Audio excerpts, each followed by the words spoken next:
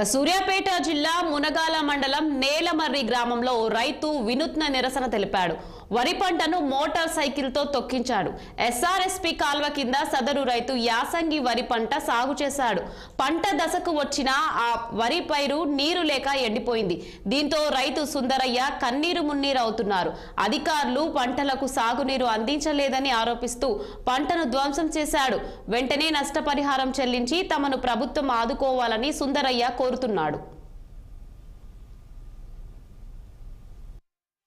ఈ పొలాలు బయటపడే అవకాశం ఉండే ఆ నీరు లేక కూడా ఇలా పొలాలు ఎండబెట్టుకొని ఈ పొలం కూడా కౌలు తీసుకున్న పొలం మొత్తం పొలం 7 ఎకరాలు చేసిన 7 ఎకరాలకు 6 ఎకరాలు కూడా పొలం గొర్రెలకి ఇవ్వాల్సిన పరిస్థితి ఏర్పడ్డది.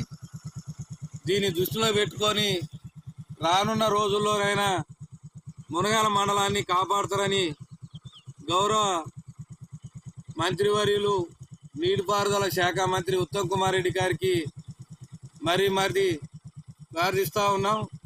ఇంకోసారి పరిస్థితి రాకుండా చూసుకోవాల్సిన బాధ్యత కూడా మీ ఉత్తమ్ పద్మావతి గారు ఉత్తమ్ కుమార్ రెడ్డి గారి మీద ఈ బాధ్యత ఉన్నది. కాబట్టి సొంత నియోజకవర్గాలు అవి కూడా ఇలాంటి పరిస్థితి రావడం అనేది చాలా బాధాకరం. దీన్ని దృష్టిలో పెట్టుకొని ఈ నేలమరి గ్రామ ప్రజలను మునగాల మండలంలో ఉన్నటువంటి రైతులందరినీ కాపాడే బాధ్యత మీ మీద ఉందని ఈ సందర్భంగా మీకు విన్నపిస్తా ఉన్నాం. జాతీయ రహదారుల్లో